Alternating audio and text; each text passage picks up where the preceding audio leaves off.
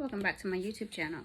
I'm Risha Nichols, and today we are going to be taking a tour of my sewing space. It's also my craft space, my office, and my work from home office space.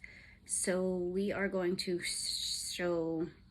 I am going to show my fabric wall, how I store my patterns, where I work at during the day when I'm working, my dream box, which is right behind me here, to show you all of my organization that I have for all of my notions, and also where I store other items that I craft with. I also do sublimation, I also do t-shirts. So let's get into it. I'm gonna start here. This is what I call my fabric wall. So the majority of the fabrics that I sew with are knits. I do have some wovens, some cottons, some chalets, some silk prints, some denim, but the majority of everything you see here is what I have is knits. It's on an old bookshelf. When my kids were little, we used to read a lot, so we had tons of books. So I created them their own book library, so they had everything at their fingertips, whatever they were reading at the time, their grade level or whatever. I was really heavy into reading when my kids were little. Next up, we have where I store my patterns. They are all in each of their own bins by brand and then by pattern number. The top left one, or the top right one on your screen here, the top right, is just my interfacing fabric scraps of interfacing and things like that. So nothing, there are no patterns in that actual bin. So here's a peek inside of one of the bins. This is how I actually store them. So this is just a McCall's bin. So they're in order by pattern number. That is the easiest way for me to keep up with what I have and what I don't have. And yes, all of these bins are full. So we have McCall's, 2, 3 of them. Then in this bottom one here, we have our Vogue patterns. And then over here we have the start of Simplicity. Simplicity number 2. Simplicity number 3. And then we have New Look and Butterick in this one. And then in that one on the very, very top, we have Berta and I forgot what the other one was. The top one is Berta and Indie Patterns. So there some PDF ones that I have printed that are in there that are folded up. And then we have Brianna here, who is wearing McCall 7999, but she needs to be altered because the hips don't fit. Over there, you will see that is my office space. I work from home 2 days a week, like I said earlier. So I have multiple monitors, my own computer, and some other knickknacks that are out on the desk. The printer for the regular family. Up top is some craft paper. I don't paper craft anymore, so that's got to go. So I am also organizing and getting rid of things that I don't need anymore. So yeah. There's a lot of stuff in here, but I'm in the process of purging. And then down here we have the heat press that I used to make my t-shirts for my shop. Over here there's a serger in this bin. I need to take it out and check it out. It's been popping threads and stuff and whatever, so I need to figure out what's going on with that. Then these are fabrics that I'm going to be using for upcoming projects. That's why they're not on the shelf. And of course, as you see, they don't fit. More fabric scraps, which I'm getting into the habit now of purging fabric scraps as I'm done with them. So these projects are done, so I need to go through it and see if there's any pieces in there that are large enough to make like a t-shirt or anything like that. I will pull those out, but then the other scraps, they are going to the trash. Right here is what I use for my cutting table. It's the cart from the dream cart from the dream box. So it folds out, like it has wings to it, so I can open and close this portion of the table down, this side and that side. The only part that doesn't close down is where these bins are in the middle. So I can close it down and make it smaller and then move it away. Majority of the time it stays open. And you will see under here more bins of fabric. These are all like the winter fabrics that are too heavy to go on the bookshelf. So I have like stored them there. But I know what's in those bins because they're labeled on the other side. Serger thread is here because it's easier to grab it. Yeah, I do sublimate journals, so you'll see all those journals that are there. If you're wondering what those are, that is journals for sublimation, but then you can see all of the serger thread there. This shelf is the shelf where I put like projects that I'm working on. This is also one of the shelves from the dream cart. A couple of the bins are empty, but that's okay because that means those projects were completed. The little gray tote thingy you see hanging here is like a little wastebasket, water cup holder for the table. But the patterns that I'm usually working on are typically out in these bins. So then I don't have to go to the main storage cabinet over there and pick them out. So anything that I'm possibly going to work on normally ends up on this table right here because it's easier access. These are projects that are currently cut out that I need to work on. We won't talk about what's behind there. I am moving left to right in my sewing space. So this is the inside of one side of the dream box, but I will go here. So this is the main middle portion of the dream box, but we're going to start on this side. So everything here is like for crafting. I try to separate the side. One side is crafts, one side is sewing. So everything over here is either t-shirt related, Cricut related, jewelry making, painting, the glitter for the tumblers. I do those also.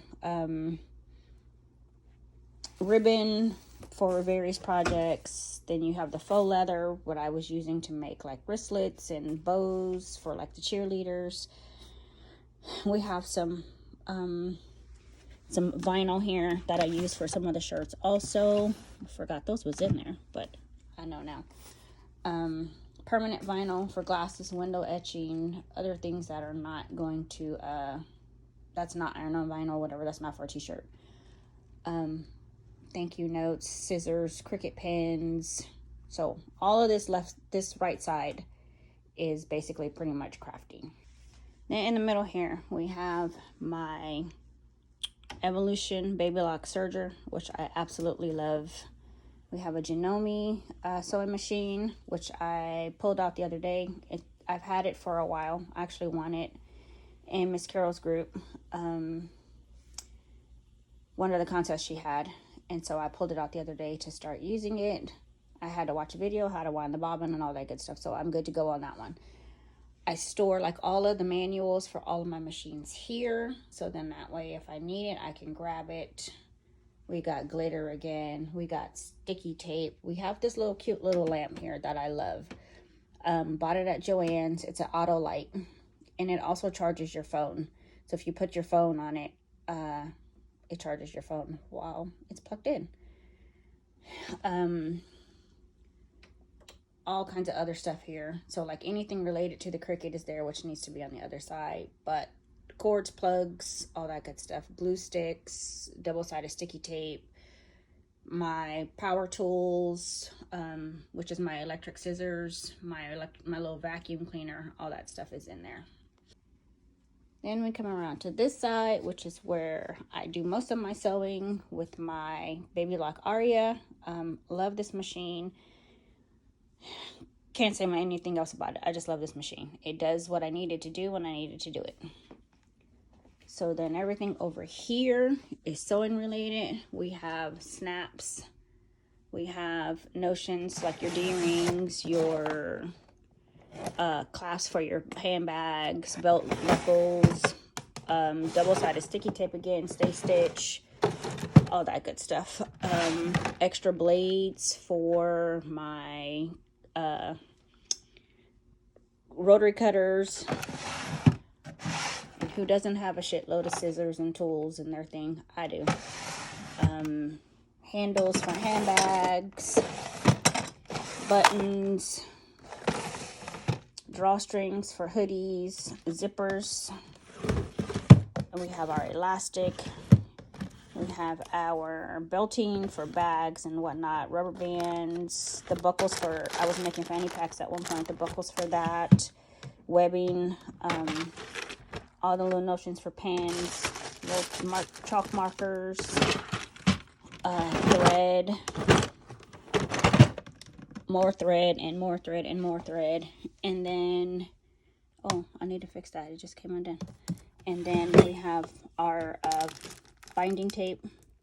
I mean, bias tape. Other ribbons, like little notions for little whatever. Black History Month. And almost empty things of that.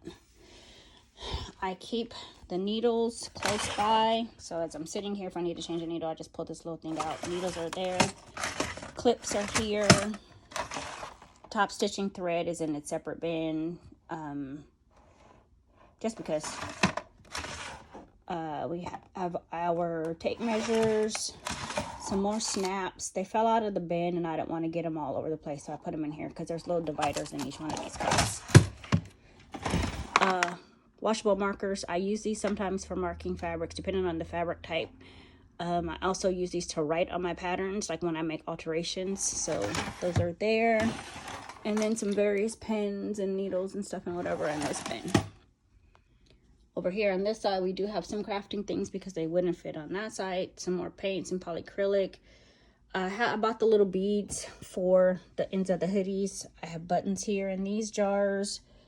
Pens. I love pens. I love markers. I love writing tools. Then I got these little marking things that are for your fabric. Some LED lights. I don't know why they're still in there and not hooked up to wherever I was supposed to put them, but whatever. Rolls of elastic, because you know we always into the face masking thing. And then we have all of these little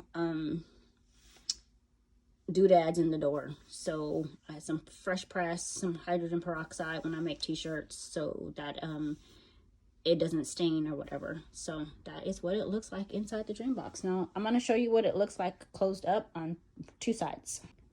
So when you close it up, this is what it looks like with just two sides closed. It does close all the way, but I would have to take all of this down and fold the table up and then close it.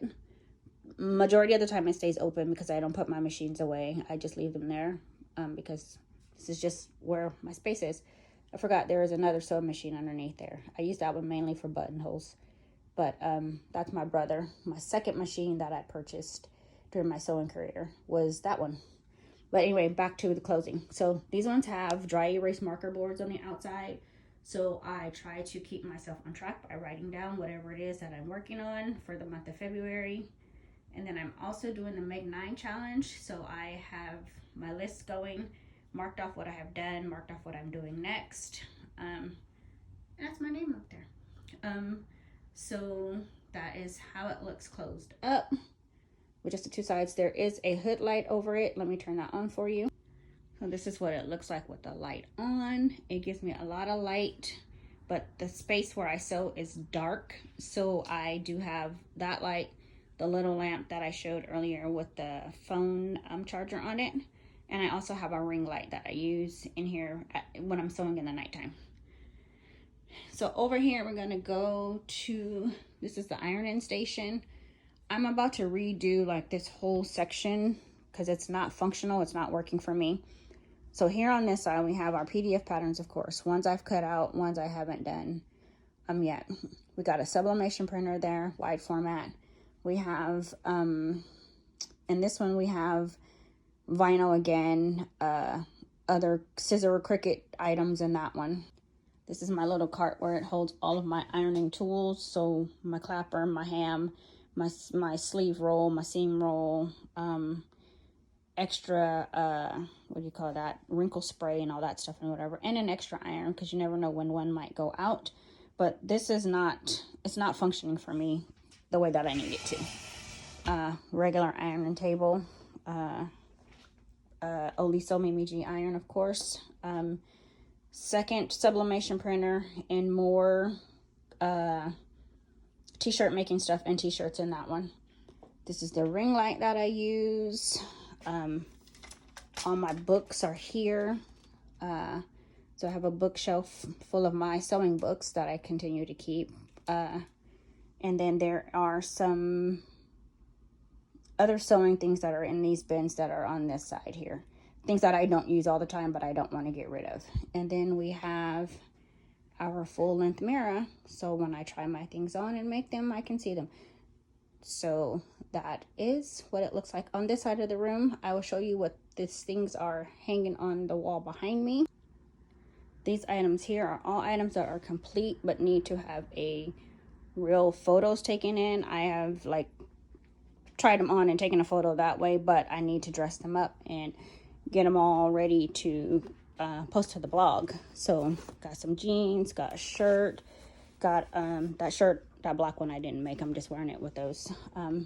Jumpsuit that you guys saw for the Butterick challenge.